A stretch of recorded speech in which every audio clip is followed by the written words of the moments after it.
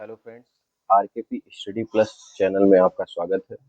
आज की क्लास में हम आपके लिए इतिहास का एमसीक्यूज हल करने वाले हैं और यह 2013 का टीजीटी का पेपर है जो कि हम आपको जो है हल करके दिखाएंगे।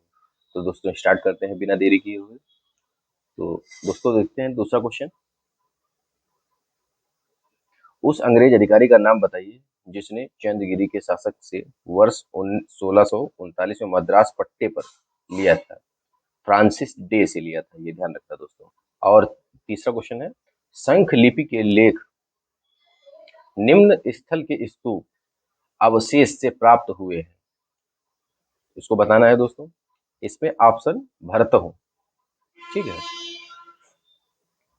चौथा है जिल्लेल्लाह, जो राजाधिकार संबंधित अवधारणा है जिससे संबंधित है। अब जिल्ले मतलब जिल्लेल्लाह जो है यह किसकी उपाधि है, ऐसे मान के चलिए। या किससे संबंधित है जिल्लेल्लाह, किसने अपने को अब जिल्लेल्लाह संबोधित किया है, तो यह आपको बताना है। इसमें जो बलबन है, बलबन ने ही, जैसे इसका जो है, इसने राजत्व सिद्धांत, जिल्लेल्लाह का मतलब राजत्व सिद्धांत की अवधारणा का प्रतिपादन किया था, इसने बलबन ने। अब हम लोग क्वेश्चन देखते हैं पांचवा। वह कौन सा प्रथम राज्य था जिसके विरुद्ध अलाउद्दीन खिलजी ने हमले की शुरुआत की। बहुत इंपॉर्टेंट क्वेश्चन दोस्तों। तो पांचवे में क्या होगा, रणथंभौर। चतुष्पाद शिव प्रतिमा कहाँ है। चतुष्पाद शिव प्रतिमा कहाँ है, खजुराहो में है। चतुष्पाद का मतलब चार पैरों वाले भगवान यानी शिव, इसमें शिव की बात कही गई है, ठीक है। तो खजुराहो कहाँ पड़ता है, मध्य प्रदेश, ठीक है। सातवां क्वेश्चन देखते हैं हम लोग। अहमद शाह ने 1748 में सफदरगंज को किस पद पर नियुक्त किया था। सफदर जंग को, इसमें होगा साम्राज्य का वजीर, ठीक है, वजीर के पद पर नियुक्त किया था। अब हम लोग देखते हैं आठवां क्वेश्चन। निम्न में से कौन भारतीय राष्ट्रीय कांग्रेस के स्थापना अधिवेशन में उपस्थित नहीं था। इंपॉर्टेंट क्वेश्चन बनता है दोस्तों। सुरेंद्रनाथ बनर्जी। जीव शिव है, इस सिद्धांत का प्रचलन किसने किया था। जीव जो है वो शिव है, ये बताया इन्होंने, रामकृष्ण परमहंस ने यहाँ कोटेशन दिया। निम्न में से कौन सा केंद्र भारत में डच वाणिज्यिक केंद्र नहीं था। हुगली डच वाणिज्यिक केंद्र नहीं था, ये आपको ध्यान रखना है। किस मूर्तिकला में सबसे पहले रामायण से दृश्य प्रकट हुए हैं। तो इसमें क्या होगा, नचना कुठार। किस शासक ने विचार दिया कि राज्य वास्तव में एक इस्लामी राज्य नहीं हो सकता। राज्य क्या हो सकता है, वास्तव में एक इस्लामी राज्य नहीं हो सकता। तो यह जलालुद्दीन खिलजी ने कहा। अजंता की निम्न में से किस गुफा में मरणासन राजकुमारी के दृश्य अंकित है। मरणासन राजकुमारी के दृश्य, गुफा संख्या 16, ठीक है। अजंता की गुफा संख्या 16।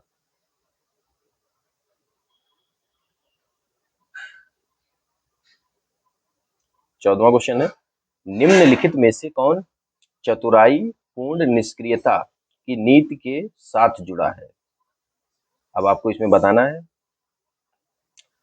John Lawrence. निम्न में से कौन बंदरगाह पोडुके नाम से द पारिप्लस ऑफ द इरिथियन सी, ये बहुत इंपॉर्टेंट है, द पारिप्लस ऑफ इरिथियन सी के लेखक को ज्ञात बताइए कौन है। इसके लेखक जो है वो अरिका मेडू है, लेकिन ये इंपॉर्टेंट है क्वेश्चन दोस्तों, ये आपको ध्यान रखना। निम्न में से कौन चोल वंश का राजस्व अधिकारी था। चोल वंश की शासन प्रणाली को आपको एक बार जो है सरसरी नजर से जरूर देखना है यदि आप टीजीटी पीजीटी का एग्जाम दे रहे हैं। चोल वंश, तो इसमें क्या होगा, वारी पपोतागक्का। अकबर ने फरजंद की उपाधि किसे दी? अकबर ने फरजंद की उपाधि किसे दी? राजा मान सिंह को दी थी। तुर्कान-ए-चहलगानी यानी 40 सरदारों का एक गुट बनाया था। किसने बनाया था? इल्तुतमिश ने बनाया था। ठीक है, तो इसमें क्या है का उल्लेख सबसे पहले किसने किया? फुतुह अल सलातिन ने। 1861 में आगरा में राधा स्वामी सत्संग की स्थापना किसने की? राधा स्वामी सत्संग, तो स्वामी शिवदयाल सिंह ने। 20वां क्वेश्चन देखेंगे। 1857 में अंग्रेजों के विरुद्ध जिहाद का प्रचार किसने किया? जिहाद का प्रचार मौलवी अहमद उल्ला ने किया है। मौलवी अहमद उल्ला।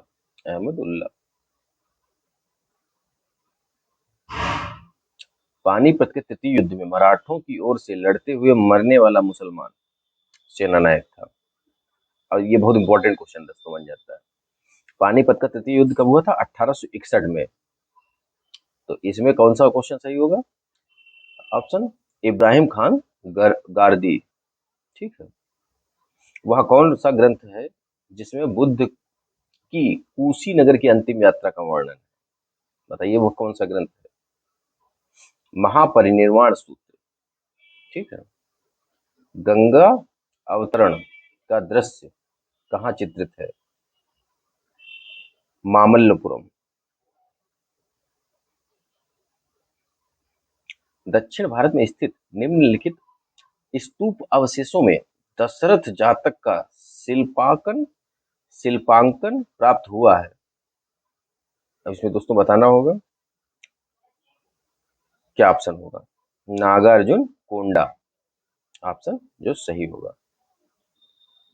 निम्न संतों में से किसे अनुयायी विष्णु का अवतार मानते हैं? विष्णु का अवतार।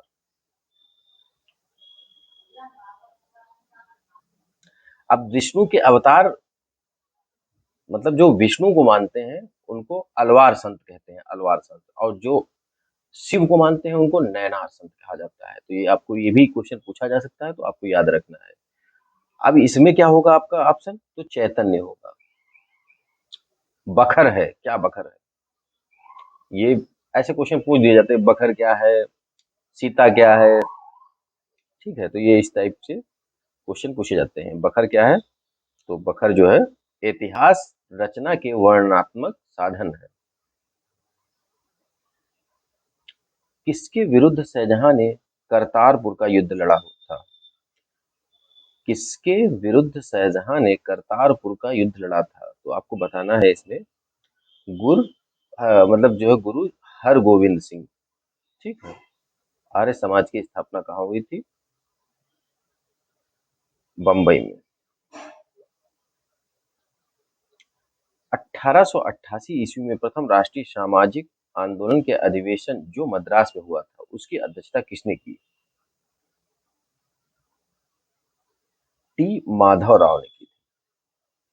सुल्तान मोहम्मद बिन तुगलक के शासन क्षेत्र को हिंद और सिंध शब्द का प्रयोग किसने किया? हिंद और सिंध शब्द का प्रयोग इब्न बतूता ने किया है। वली और अमीर के पदों को किसने पृथक किया? ये मोहम्मद तुगलक ने पृथक किया था। इसमें एनी, इसको सही कर लेना दोस्तों, एसी बेसेंट नहीं होगा। एनी बेसेंट द्वारा प्रारंभ किया गया स्वराज शासन आंदोलन का लक्ष्य क्या था? तो इसमें क्या होगा? भारतीय जनता को शिक्षित करना, भारत के लिए स्वशासन, बस यही होगा, भारत के लिए स्वशासन। 33 को देखेंगे दोस्तों। महावीर जैन ने किस भाषा में अपना प्रवचन दिया? किस भाषा में प्रवचन दिया? तो आपको बताना है अर्ध मगधी। ठीक है, अर्ध मगधी। सुल्तानगढ़ी किसका मकबरा था? सुल्तानगढ़ी नासिरुद्दीन महमूद का मकबरा था। 35वां क्वेश्चन देखेंगे। निम्न में से अशोक का कौन सा शिलालेख धार्मिक सामंजस्य के विषय में कहता है? क्या कहता है धार्मिक सामंजस्य के विषय में? मतलब जो है कौन सा शिलालेख है इसका? तो इसमें 12वां शिलालेख जो है अशोक के, आपको 14 शिलालेख हैं जिनको आपको याद रखना है, और स्तंभ लेख है, गुहा लेख है, तो इन पर नजर एक बार जरूर डाल लेना यदि आप एग्जाम देने जा रहे हैं। 36वां क्वेश्चन देखते हैं, किस मंगोल सेनापति ने अलाउद्दीन खिलजी को हराया? तरंगी। ठीक है। सर्व कर किस पर लागू होता था? सर्व कर किस पर लागू होता था? तो यह बताना है सर्व कर किस पर लागू होता था। जल आपूर्ति बनाए रखने पर। ठीक है। तमिल कवियों के तीसरे संगम की पीठ कहाँ थी? यह बहुत इंपॉर्टेंट दोस्तों क्वेश्चन है ये वाला, 38 वाला। इसमें मदुरई। ठीक है। यहीं पर मीनाक्षी मंदिर पड़ता है। ठीक है। रॉबर्ट क्लाइव ने मुगल शासक शासक से बंगाल, बिहार और उड़ीसा की दीवानी किस वर्ष स्वीकार की थी, यानी प्राप्त की थी या स्वीकार की थी? 1765 में। जैसे बक्सर का युद्ध हुआ था उसके बाद जो है प्राप्त कर ली थी। 40वां, नादिर शाह द्वारा बंदी बनाया गया मुगल बादशाह था? मोहम्मद शाह। दारा शिकोह को मुलहिद मुलहिद किसने कहा था? दारा शिकोह को मुलहिद औरंगजेब ने कहा था, ये आपको ध्यान रखना है।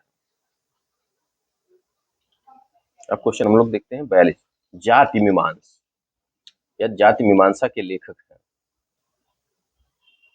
तो इसमें कौन से हैं? श्री नारायण गुरु, जाति मीमांस के लेखक श्री नारायण गुरु। किस दिल्ली सुल्तान ने हिंदू योगियों और मुस्लिम फकीरों के साथ बातें की थी?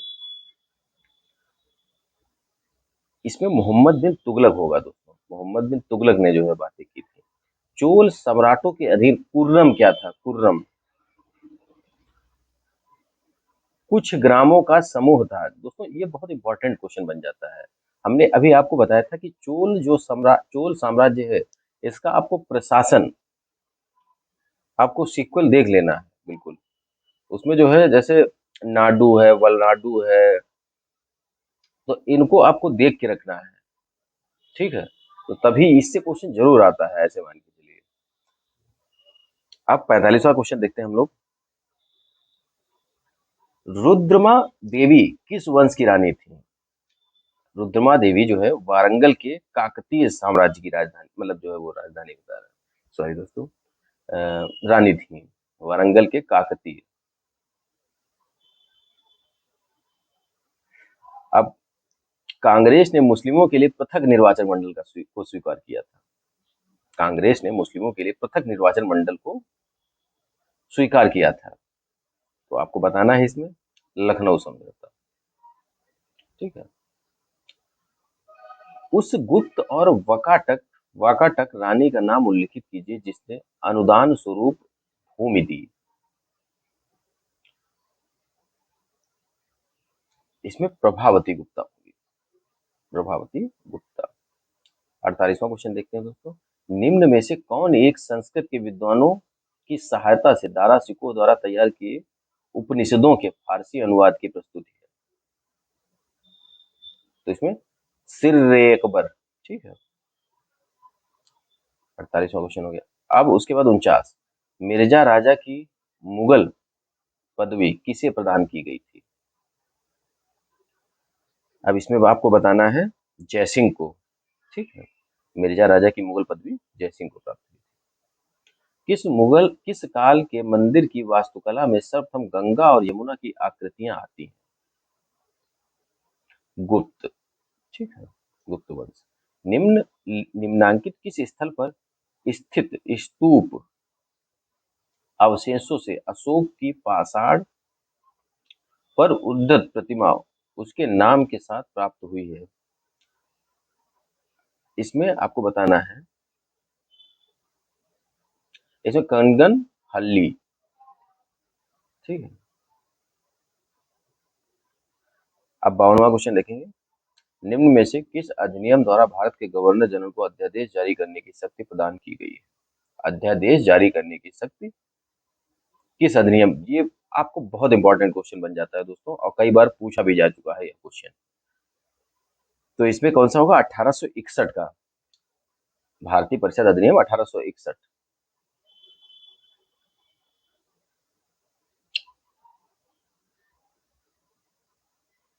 निम्न में से किस भाषा में विजयनगर के शासक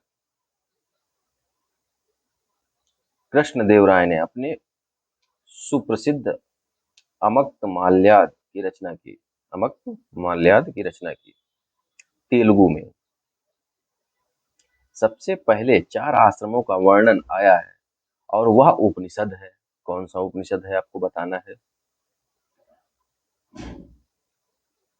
जबालू उपनिषद। ठीक है, जबालू उपनिषद। निम्नलिखित में से कौन प्रस्थान त्रयी में सम्मिलित नहीं है? भगवत, भागीलय की मुद्राएं निम्न में से प्राप्त हुई हैं। भागीलय की मुद्राएं निम्न में से कहाँ प्राप्त हुई हैं? तो इसमें आपको देखना है क्वेश्चन, कौन सा ऑप्शन सही होगा? डी ऑप्शन, नर्मदा घाटी।